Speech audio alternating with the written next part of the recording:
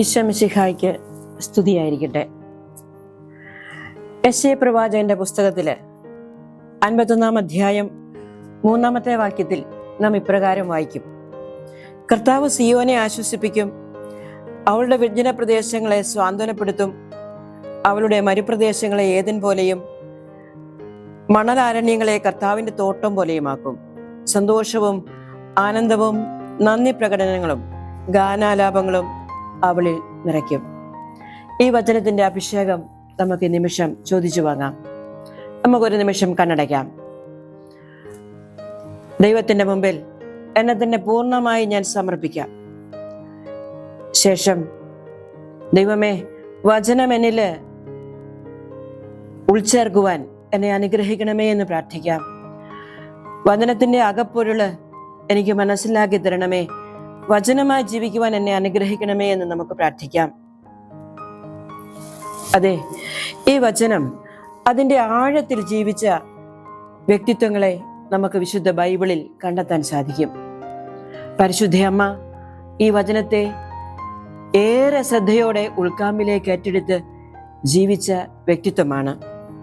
പരിശുദ്ധ അമ്മയെക്കുറിച്ച് നാം കേൾക്കുമ്പോൾ, ഓർമ്മിക്കുമ്പോൾ നമ്മുടെ മനസ്സിലേക്ക് ആദ്യം കടന്നു വരുന്ന വചനം ഇതാണ്. വിശുദ്ധ ലൂക്കായുടെ സുവിശേഷം 1 അധ്യായം 38 വചനത്തില് നാം ഇങ്ങനെ വായിക്കും: ഇതാ ഞാൻ കർത്താവിന്റെ ദാസി, നിന്റെ വാക്ക് എന്നിൽ നിറവേറട്ടെ. അതെ, ദൈവത്തിന്റെ വാക്ക് നിറവേറ്റിയ പരിശുദ്ധ അമ്മയെ നമുക്ക് ജീവിതത്തിൽ നിന്ന് മാറ്റി നിർത്താനായിട്ട് സാധ്യമല്ല. അമ്മയെക്കുറിച്ച് ഓർക്കുമ്പോൾ വിനയത്തിന്റെ, സ്നേഹത്തിന്റെ, സൗമ്യതയുടെ മകുട ഉദാഹരണമായിട്ടാണ് അമ്മയെ നാം കാണുന്നത്. അമ്മയെക്കുറിച്ച് ചിന്തിക്കുമ്പോൾ എൻ്റെ മനസ്സിലേക്ക് വരുന്നത് അമ്മ ഒരു ധീര വനിതയാണ്. ഭൂമി കണ്ടതിൽ വെച്ച് ഏറ്റവും ധീരയായ വനിതയാണ് പരിശുദ്ധ അമ്മ എന്ന് ഞാൻ പറയും. ദൈവത്തിന്റെ ശബ്ദം കേൾക്കുകയും ദൈവശബ്ദം കേട്ട് ജീവിതത്തെ ക്രമപ്പെടുത്തുകയും ദൈവശബ്ദത്തിനൊത്ത് ജീവിതത്തെ മുന്നോട്ട് നയിക്കുകയും ചെയ്ത ഒരു ധീരവനിത. നമുക്കറിയാം, ഇതാ ഞാൻ കർത്താവിന്റെ ദാസി, നിന്റെ വചനം എന്നില് സംഭവിക്കട്ടെ എന്ന് പറഞ്ഞ വചനത്തെ ഏറ്റെടുത്ത നിമിഷവും ജീവിതത്തില് ഈശോയോടൊപ്പം 30 വർഷം ഈശോ മറിയപ്പെട്ട് ജീവിതം നയിച്ചപ്പോഴും കാൽവരിയിലേക്കുള്ള ഈശോയുടെ യാത്രയുടെ ഒപ്പവും മരണശേഷവും യേശുവിന്റെ ഉത്ഥാനത്തിന് ശേഷവും ഒക്കെ മാതാവ് ഈ ദൈവപിതാവിനോടുള്ള ഇതാ ഞാൻ കർത്താവിന്റെ ദാസി എന്ന് പറയുന്ന വചനം ജീവിച്ച വ്യക്തിയാണ്. പ്രതിബന്ധങ്ങളിലും സഹനങ്ങളിലും ഇതുപോലെ ഇതാ ഞാൻ കർത്താവിന്റെ ദാസി എന്ന് ഒരു ദൈവ പൈതലിന് പറയാൻ സാധിക്കണമെങ്കിൽ പരിശുദ്ധ അമ്മയോടുള്ള എൻ്റെ കൂട്ട് ഉറപ്പിക്കേണ്ടിയിരിക്കുന്നു. വിശുദ്ധ ബൈബിളിൽ വാഗ്ദാന പെട്ടകങ്ങളെ കുറിച്ച് നമ്മൾ വായിക്കാറുണ്ട്.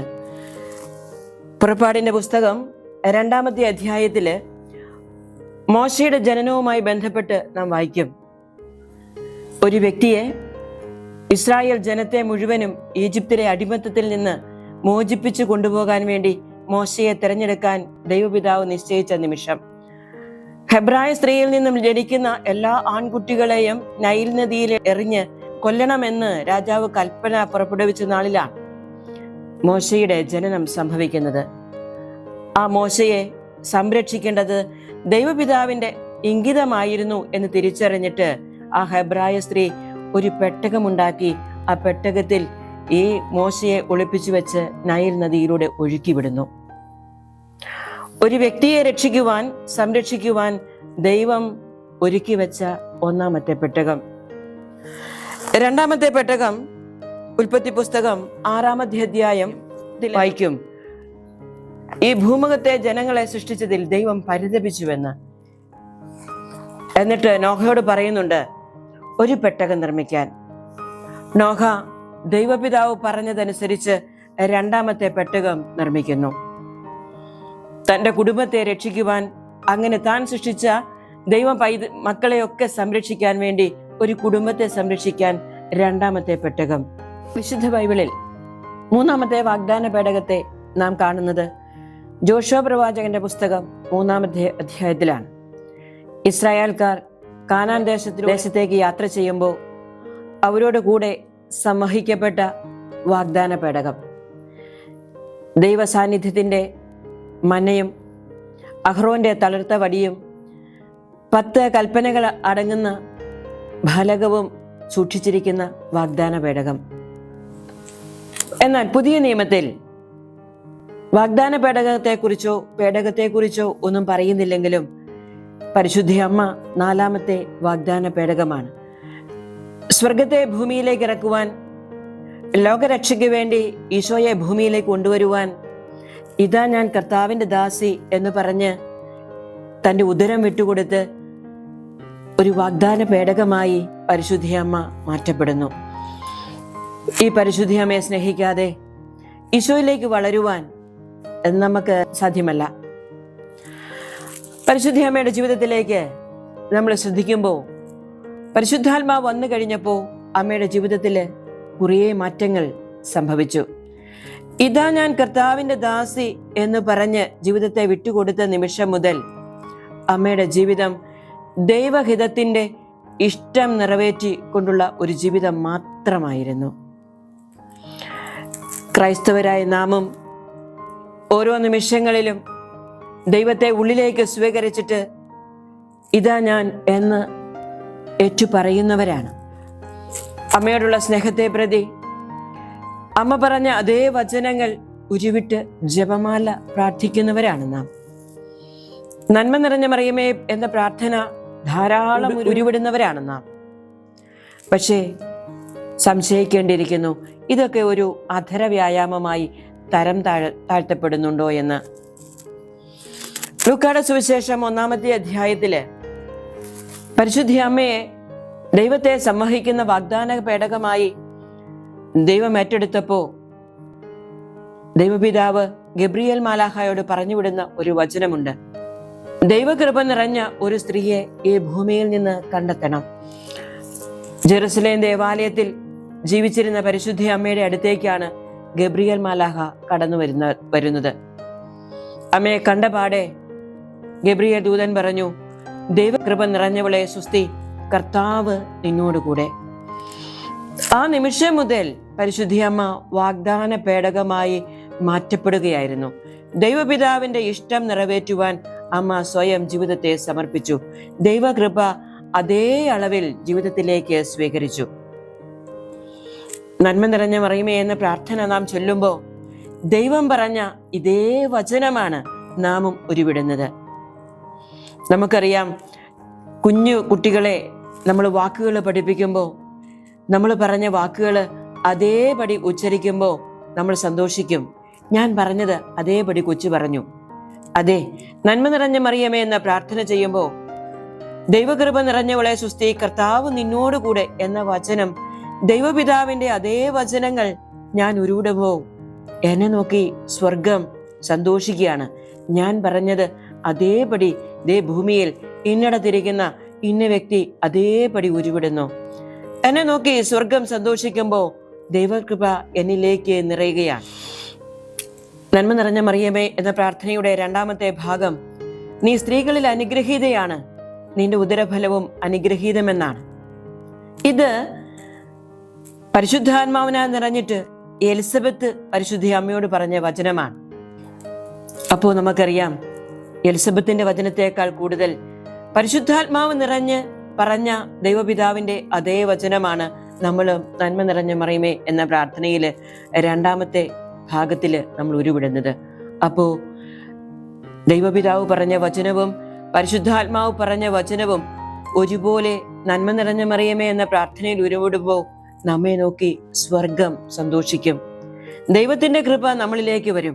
പക്ഷേ നമ്മൾ പ്രാർത്ഥന ചെല്ലുമ്പോൾ അതിൻ്റെ അർത്ഥം ഓർത്താണോ നമ്മൾ പ്രാർത്ഥിക്കുന്നത് എന്ന് നമ്മളൊന്ന് ഓർത്തു നോക്കുന്നത് നല്ലതാണ്. പരിശുദ്ധ മറിയമേ തമ്പുരാന്റെ അമ്മേ എന്ന പ്രാർത്ഥന ചൊല്ലുമ്പോൾ സ്വർഗത്തിലിരുന്ന് നമ്മെ നോക്കുന്ന ദൈവപിതാവിനോട് ഈ ഭൂമിയിലുള്ള എല്ലാവരുടെയും അനുഗ്രഹിക്കണമേ എന്നാണ് നമ്മൾ പറയുന്നത്. പാപികളായ ഞങ്ങൾക്ക് വേണ്ടി ഈ ലോകത്തിൽ ജനിച്ചവരും ജനിക്കാനിരിക്കുന്നവരുമായ സർവ്വ മനുഷ്യരെയും എൻ്റെ ഹൃദയത്തിലേക്ക് ഞാൻ ഏറ്റെടുത്തിട്ടാണ് പരിശുദ്ധ മറിയമേ എന്ന പ്രാർത്ഥന ഞാൻ ചൊല്ലുന്നത്. അപ്പോ ഒരാൾ പോലും എൻ്റെ ഹൃദയത്തിന് പുറത്തില്ല. ഓർക്കണം, ഞാൻ പ്രാർത്ഥിക്കുന്നത് ശരിയല്ല, എനിക്ക് പ്രാർത്ഥിക്കാൻ അറിയത്തില്ല, നന്മ നിറഞ്ഞല്ലേ കൊന്ത ചെല്ലാൻ എനിക്ക് പറ്റണില്ല എന്നൊക്കെ പരിതപിക്കുമ്പോൾ ഓർക്കണം, ദൈവം പറഞ്ഞ അതേ വചനങ്ങൾ നാം ഉരുവിട്ട് പ്രാർത്ഥിക്കുകയാണ്. സ്വർഗത്തിന്റെ സാന്നിധ്യവും സഹവാസവും എന്നിൽ ഉണ്ടാകുകയാണ്.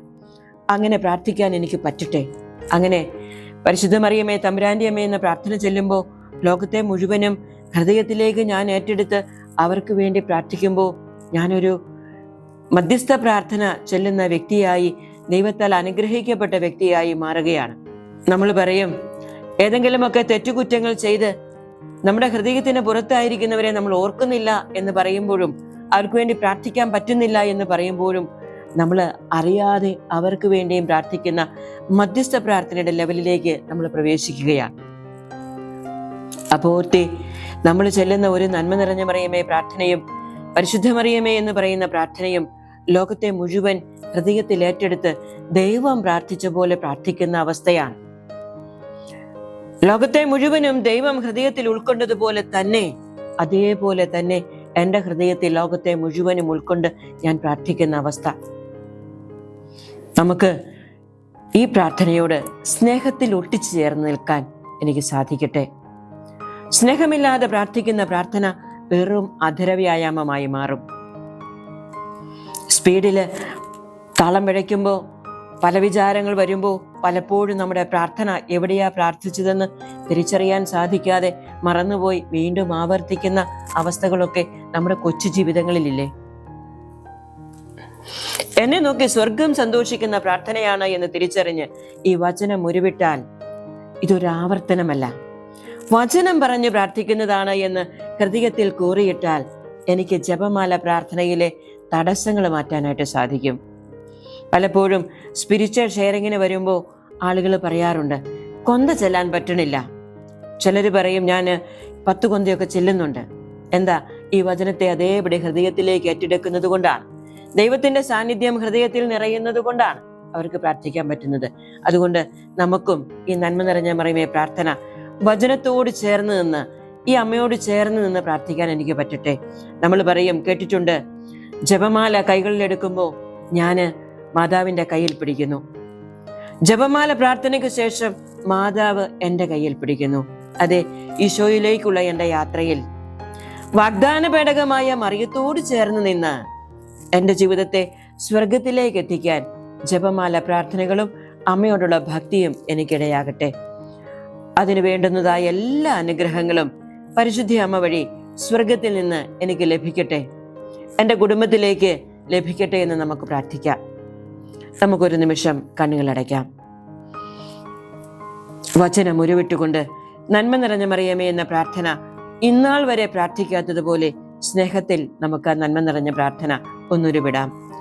നന്മ നിറഞ്ഞ മറിയമേ സുസ്തി, കർത്താവ് നിന്നോടുകൂടെ, സ്ത്രീകളിൽ നീ അനുഗ്രഹീതയാകുന്നു, നിന്റെ ഉദരഫലവും അനുഗ്രഹീതം. പരിശുദ്ധ മറിയമേ തമ്പുരാന്റെ അമ്മേ, പാപികളായ ഞങ്ങൾക്ക് വേണ്ടി എപ്പോഴും ഞങ്ങളുടെ മരണസമയത്തും തമ്പുരാനോട് അപേക്ഷിച്ചു കൊള്ളണമേ. ആമേൻ. ഈശോ എല്ലാവരെയും അനുഗ്രഹിക്കട്ടെ. നല്ലൊരു ദിവസം എല്ലാവർക്കും ആശംസിക്കുന്നു. ആമേൻ.